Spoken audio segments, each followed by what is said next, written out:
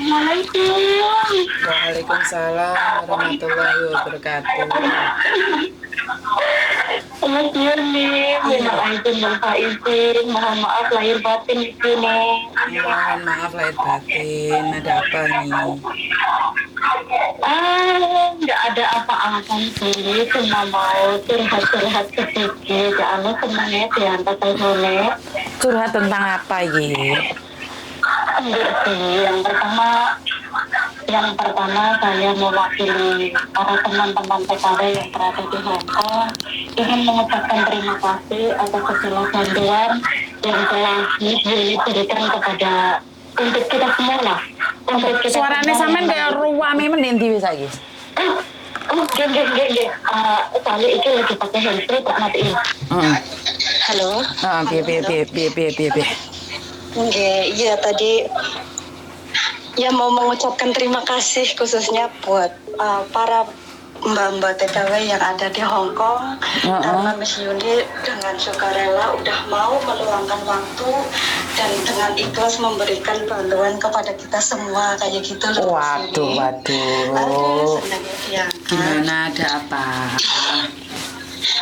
Enggak, dan juga ya pokoknya doa yang terbaik buat keluarga Miss Yuni, buat Miss Yuni juga semoga diberikan kesehatan selalu, buat Koko, buat Pak Tony, buat si Mbah juga, moga-moga semuanya diberikan kesehatan, diberikan umur panjang, dan semoga dalam menangani semua kasus bagi mbak-mbak TKW yang terkena kasus penipuan atau yang sakit di rumah sakit, semoga semuanya diberikan kemudahan. Kayak gitu Miss Yuni, amin.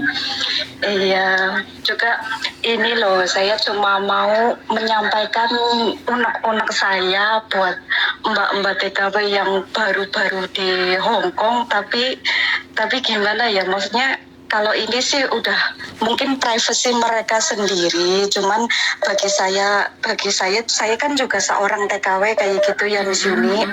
Apalagi tadi saya baru aja dengerin curhatannya Mbak TKW yang baru 8 bulan di Hong Kong tapi udah main sama orang itu loh Miss Yuni, sama orang Cina. Iya, itu terus terang saya sebagai seorang TKW, sebagai seorang istri, sebagai seorang ibu, saya sangat amat merasa kecewa. Maksudnya kecewa adalah kenapa harus berpikiran seperti itu loh, maksudnya Miss Yuni. Maksudnya gimana ya? Kenapa harus ingin berbalas dendam, ingin mengungkapkan, ingin apa ya itu bahasanya ya. Intinya ingin melepaskan unek-unek tapi malah melakukan sebuah kesalahan yang sangat besar kayak gitu loh Miss Yuni. Mencari pelampiasan. Iya, mencari pelampiasan yang salah. Terus terang saya sangat amat kecewa, Mbok ya gitu loh Miss. Maksudnya buat kita semua ini nggih sepurane kalau misalkan saya ini lancang, maksudnya memberikan pesan kepada mbak-mbak TKW. Maksudnya Mbok ya, kita kan di sini kan niatnya kerja. Selama kita di sini kerja, Mbok ya ingat gitu loh apa yang jadi tujuan kita, utamanya kita ke sini itu mau ngapain. Kan kayak gitu ya Miss Yuni ya. Dan saya malah berpikir kayak gini, soalnya kemarin pas dulu pas saya mau ke Hong Kong kan juga masuk PT kan Miss Yuni. Nah, kalau menurut pengalaman saya pas di PT itu kurangnya itu loh Miss Yuni, bimbingan rohani kayak gitu loh. Maksudnya apa ya? Kalau di PT itu kan cuma stay, belajar bahasa dan proses kan kayak gitu ya Miss Yuni ya. Tapi jarang kayak ada PT-PT itu yang mau mendengarkan apa sih tujuan kalian ke luar negeri itu apa, maksudnya biar mbak-mbaknya itu nggak berubah haluan setelah datang di Hong Kong kayak gitu loh. Iya, maksudnya ini sih cuma masukan. Mungkin kalau misalkan Miss Yuni pas ada waktu kan saya juga lihat Miss Yuni kan sering ke taman kayak gitu ya. Maksudnya minta bimbingannya Miss Yuni buat para mbak-mbaknya agar ingat tujuan awal kita ke Hong Kong itu untuk apa. Nggak cuma ke Hong Kong lah, ke Singapura, ke Taiwan, itu harus ingat tujuan utamanya kita itu harus apa, kayak gitu loh Miss Yuni. Betul.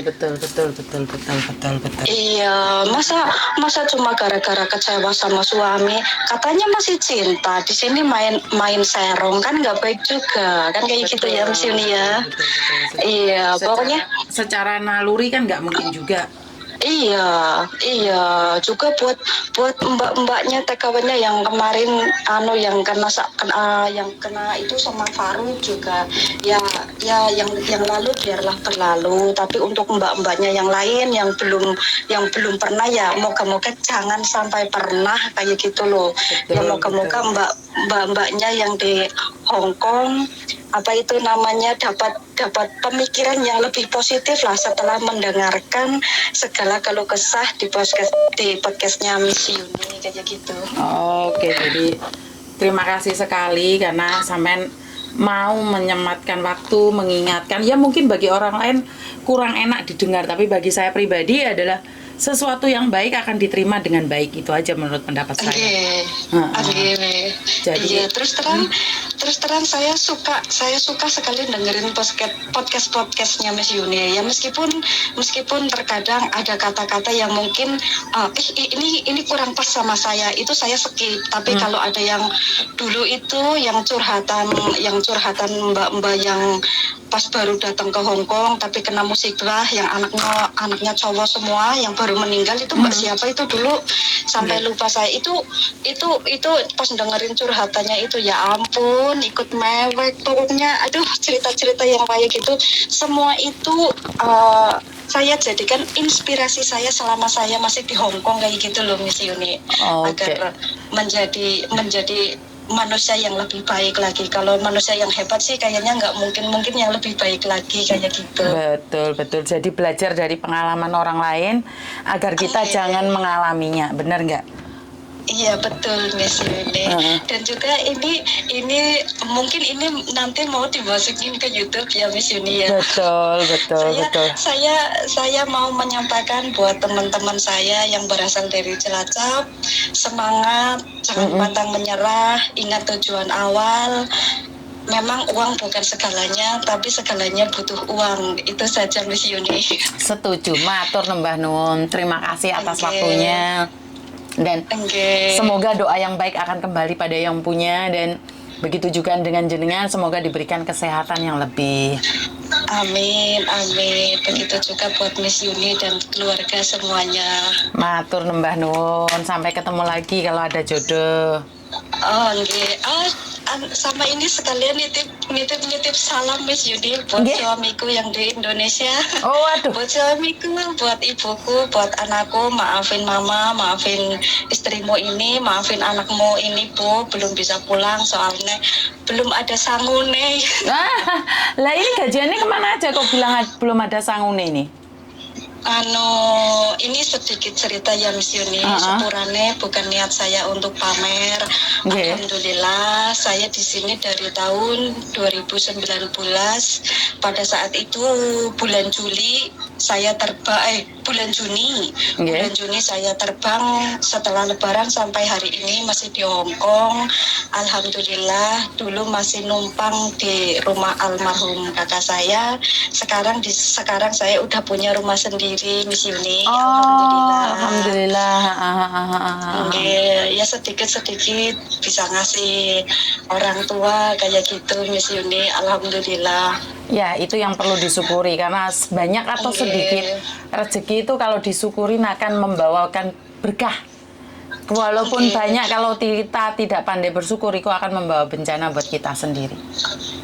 Terus terang Miss Yuni, kalau saya lagi dengerin curhatan mbak-mbak TKP yang kena tipu atau main serong di sini yang nggak benar kayak gitu, saya sangat kecewa Miss Yuni, karena terus terang saya sendiri punya, maksudnya kayak gini ya, bukan saya mau menceritakan aib, ini bukan aib, ini hanya sekedar pengalaman. Saya berangkat ke Hong Kong itu atas segala keniatan, ketekatan kayak gitu ya Miss Yuni. Saya tekadkan bulat-bulat. Karena dulu apa ya, masa muda saya emang di perantauan. Setelah merantau saya menikah, kebetulan apa ya, nasibnya belum beruntung kayak gitu loh. Setelah menikah ada anak, kebutuhan itu kan makin banyak kayak gitu ya Miss Yuni. Betul. Jadi dari saat itu pokoknya panjang banget kalau diceritakan, mungkin ya agak susah lah. Maksudnya dari ada trouble sama orang tua, bukan orang tua, lebih tepatnya sama bapak saya kayak gitu ya Miss Yuni. Saya itu belajar dari nol, maksudnya kan sebenarnya kayak gitu. Sebenarnya kan waktu saya dulu mau menikah kurang 2 minggu itu kakak saya meninggal kayak gitu loh Miss Yuni. Nah pas kakak saya meninggal itu meninggalkan 1 anak laki-laki, waktu itu kelas 4 SD, tapi istrinya lagi hamil kayak gitu loh Miss Yuni. Nah terus waktu udah 40 hari lah itu istrinya kan minta pulang kampung, karena di sini di Cilacap kan dulu kan ikut sama kakak saya almarhum kan, tapi setelah kakak saya meninggal kan dia udah nggak tahu lagi mau ikut siapa, intinya yang nelongso kayak gitu. Nah terus pada akhirnya ya monggo pulang ke rumah orang tua, tapi untuk anaknya yang pertama itu disuruh ikut kami kayak gitu kan, sebagai pengganti almarhum kakak saya lah kayak gitu. Lah udah gitu kan ya namanya kita kan bukan orang yang kaya kayak gitu ya Miss, kan sekolah emang pada saat itu baru kelas 4 SD, tapi kan kebutuhannya kan nggak cuma untuk sekolah ya Miss, untuk makan sehari-hari kayak gitu kan. Nah kebetulan sebelum saya menikah itu saya sebenarnya punya tabungan Miss. Niatnya dulu itu mau buat usaha jualan baju, tapi setelah kakak saya meninggal saya terpuruk loh Miss. Oke. Saya terpuruk, saya jadi kayak hilang harapan kayak gitulah. Terus saya kan modal belanjanya itu kan saya nggak ada yang utang, karena saya nggak mau di luar punya hutang kayak gitu loh Miss. Jadi saya uangnya udah buat modal usaha. Setelah kakak saya meninggal saya kan udah nggak mau usaha. Saya udah pokoknya saya udah patah semangat kayak gitulah. Ya itu karena waktu meninggalnya kan saya menikah kurang 2 minggu, akhirnya kan saya tetap menikah kayak gitu kan Miss. Iya saya tetap menikah. Setelah menikah saya itu benar-benar langsung menjadi orang tua, karena udah ada anak tadi yang kelas 4 SD itu loh Miss. Kayak gitu kan. Nah dari situlah saya belajar menjadi orang tua. Maksudnya ya meskipun bukan anak kandung, tapi sudah saya anggap sebagai anak kandung saya Miss. Sekarang dulu yang kelas 4 SD, sekarang alhamdulillah udah kelas 2 SMA Miss. Oke, 16 tahun, 17 tahun. Ya hampir 17 tahun Miss. Dan alhamdulillah dulu pas waktu saya susah-susahnya ya Miss, saya dulu itu kalau mau minta kalau buat uang jajan, dulu kan saya nggak punya uang Miss, karena kan uangnya kan udah habis dipakai kayak gitu ya. Saya sama adik saya bergotong royong kayak gitu loh Miss. Nah alhamdulillah kan saya menekatkan tekad saya dibulatkan itu pada tahun 2019. Waktu itu dia itu SMP. Terus saya kan berpikir ya Miss, kalau saya selalu minta sama adik saya gimana, waktu itu kan adik saya kan belum nikah, sedangkan adik saya kan masih menanggung ibu saya. Ibu saya kan udah janda Miss, jandanya itu cerai hidup kayak gitu loh. Nah akhirnya itu saya bangkit Miss, alhamdulillah suami juga mengizinkan. Nah alhamdulillahnya lagi sekarang anaknya udah SMA kelas 2, saya udah nggak minta bantuan sama adik saya, ya sedikit-sedikit ya saling berbagi sama adik saya kayak gitu Miss. Iya makanya ya seperti itulah Miss, karena saya pun pernah mengalami yang namanya susah kayak gitu loh Miss. Tapi kenapa mbak-mbak sekarang itu banyak yang mudah menyerah hanya dengan masalah sepele kayak gitu loh Miss. Saya sebenarnya ya nggak menyalahkan mereka, cuman saya pribadi hanya mungkin pemikiran saya yang terlalu terlalu memaksakan mereka untuk jangan berbuat seperti itu kayak gitu loh Miss. Sebenarnya mungkin karena kekuatan seseorang itu beda-beda, Chef. Jadi kekuatan batin seseorang, godaannya juga beda-beda. Kadang-kadang orang yang hidupnya enak itu malah nggak kuat godaan. Kalau kamu kan sudah susah nih, jadi kamu ada godaan apapun semakin kuat. Tapi kan kadang-kadang ini cuma ditinggal main game aja sudah selingkuh. Ini kan beda. Iya. Jadi iya, godaan itu bukan karena kita dulunya susah, bukan. Karena mungkin dulunya enak. Jadi tidak terbiasa hidup susah. Kalau biasa hidup susah kan nggak mungkin juga istrinya di luar negeri jadi pembantu, suaminya main game kan nggak juga. Bener nggak? Iya. Jadi Iya, Miss. mungkin dari bangunannya, dari pondasinya, dari latar belakangnya itu beda. Karena itu saya selalu menghimbau untuk punya kesabaran yang lebih dan syukur yang lebih. Iya Miss. Terus terang ya Miss. Kalau misalkan mau diceritakan semua, nggak cukup sampai di situ lah. Saya sendiri pun punya masalah sama bapak saya kayak gitu kan ya Miss. Tapi kalau bagi saya pribadi, apapun itu masalahnya bukanlah sebuah alasan untuk kita untuk membenci seseorang, kan seperti itu ya Miss ya. Betul. Iya, maksudnya emang saya menganggap mungkin bapak saya masih hilaf, mungkin bapak saya masih ingat. Tapi ini sedikit cerita. Bulan Juli besok anak saya umur 7 tahun, Miss. Tapi anak saya belum pernah sama sekali diajak main sama bapak saya, Miss. Oh, lah kenapa? Ya mungkin karena bapak saya belum ada waktu seperti itu. Maksudnya kalau saya sih masih berpikir suatu saat bapak saya akan ingat kayak gitu loh Miss. Bantu doa aja. Biasanya seorang bapak mungkin masih ada sesuatu yang ada di dalam hatinya belum terketuk. Kita bawa dalam doa saja loh. Iya Miss, sebenarnya saya udah belajar legowo kayak gitu ya Miss. Mungkin ini terharu karena terbawa suasana. Maksudnya segalanya lah Miss, segalanya udah saya ikhlaskan, semuanya saya sedikit mulai bisa belajar berpikir positif kayak gitu loh Miss, biar saya nggak selalu mumet sama unek-unekku sendiri kayak gitu loh Miss. Jadi ya udahlah, yang lalu biarlah berlalu. Semoga orang tua saya diberikan kesehatan. Untuk almarhum kakak saya juga tenang di sana. Buat anak-anakku, baik itu yang anak keponakan atau anak saya sendiri, semoga kedepannya suatu saat nanti menjadi anak yang sukses, bisa membanggakan orang tuanya, kan kayak gitu ya Miss ya. Iya, doa orang tua yang baik akan kembali pada dirinya sendiri. Dan saya juga berdoa buat jenengan supaya anakmu dan anak angkatmu, anak keponakanmu menjadi anak yang berguna bagi keluarga, nusa, bangsa, dan agamanya. Karena itu sangat penting sekali untuk menjaga anak, dan jangan terlalu dimanjakan, karena anak-anak sekarang mentalnya tuh sangat lemah sekali. Jadi anak-anak zaman sekarang ya kita harus menjadikan dia harus mandiri, itu aja.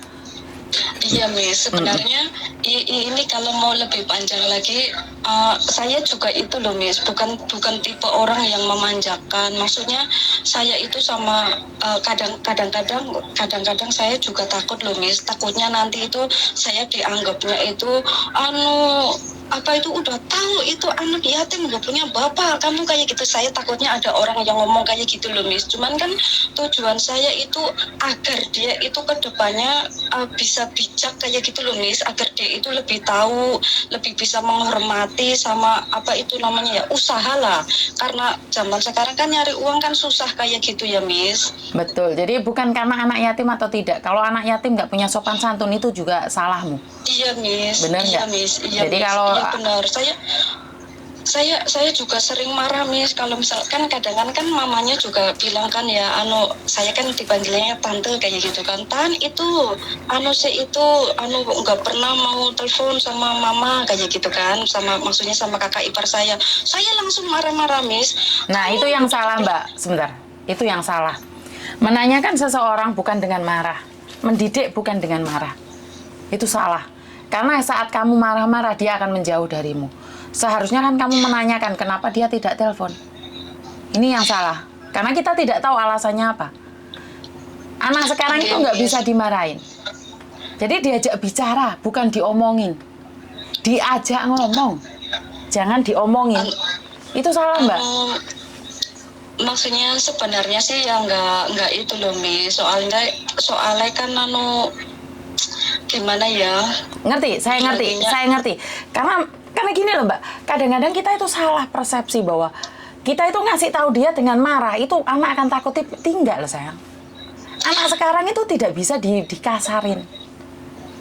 Jadi harus ditanya dulu, kayak Meme itu kenapa dia mau curhat sama saya. Karena saya nanya sama dia, ada apa sih sebenarnya seperti ini, seperti. Akhirnya kan dia yang cerita. Okay. Saat dia melakukan kesalahan, saya nggak marahin dia kok. Cuman lain kali jangan sampai seperti itu. Jadi harusnya sampean tanyakan dulu. Kalau orang komplain tentang dia, belum tentu semuanya benar. Oh, iya Miss. Iya, nggak boleh. Kayak gitu dia akan takut bersamamu. Jadi tanyain dulu kalau ada orang telepon, ini keponak kamu ini nakal-nakal ini apa itu bully anak gini. Kamu jangan langsung maki-maki dia. Kan kamu nggak tahu dia yang dibully atau dia yang membuli. Kan kamu cuma dengar satu pihak. Iya Miss, sebenarnya kalau yang itu sebenarnya kayak gini loh ya Miss. Dari awal kayak gitu ya Miss. Ini sebelumnya saya minta maaf banget. Maksudnya minta maaf ini takutnya ini jadi salah paham. Kan sekarang kan anaknya udah hampir 17 tahun ya Miss ya. Saya itu sudah menganggap dia seperti anak saya sendiri. Ketika ada orang lain, bukan orang lain lah, maksudnya ada yang seenaknya nyuruh dia suruh bantuin apa kayak gitu. Kadang-kadang saya juga jangan gitu, orang saya juga nggak pernah nyuruh, masa kamu nyuruh. Kadang-kadang ya itu yang gitu. Salah Mbak, itu yang salah. Nah, nanti dulu Miss.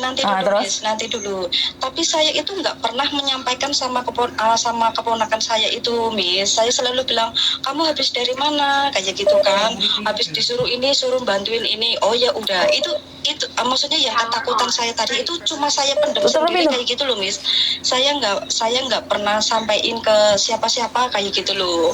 Nah, kenapa kalau mamanya bilang ini anak nggak pernah telepon mamanya, saya langsung marah karena ya dia mungkin lagi puber kayak gitu lah Miss. Jadi dia itu suka bohong kayak gitu loh. Kadang-kadang saya tanyain, kamu udah telepon adik kamu belum? Katanya udah. Terus saya kan konfirmasi sama mamanya kan. Yuk, ini si ini udah telepon apa belum?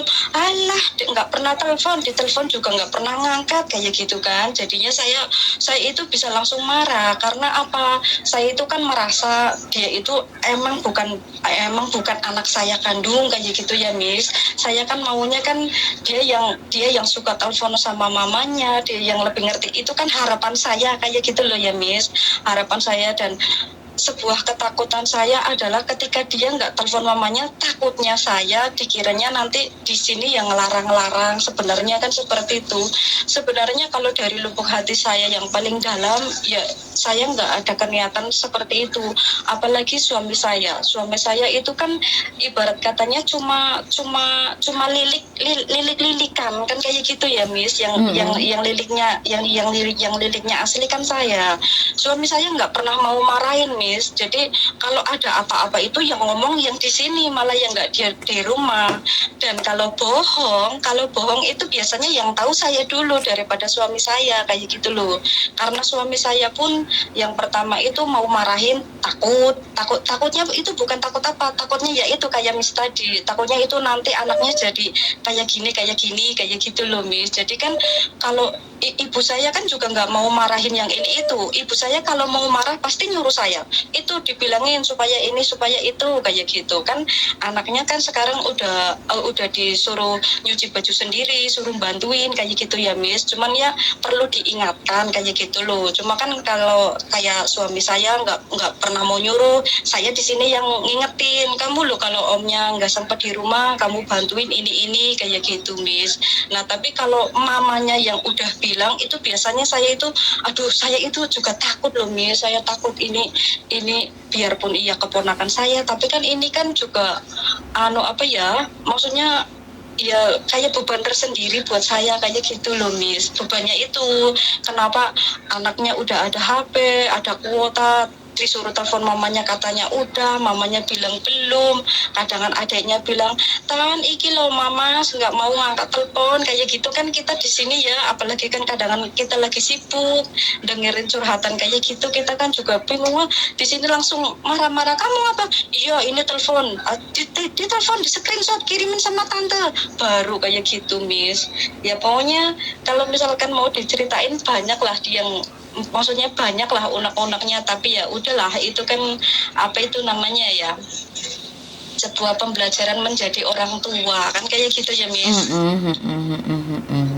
Iya, intinya seperti itulah. Tadi saya mau terima kasih sama Mas Yuni sama keluarga karena sudah mau mendengarkan keluh kesah para mbak-mbak TKW kayak gitu aja Miss. Oke, pokoknya terima kasih, tetap semangat, salam buat keluarga yang ada di Indonesia, salam buat suamimu juga, sukses selalu ya, tambah sabar ya.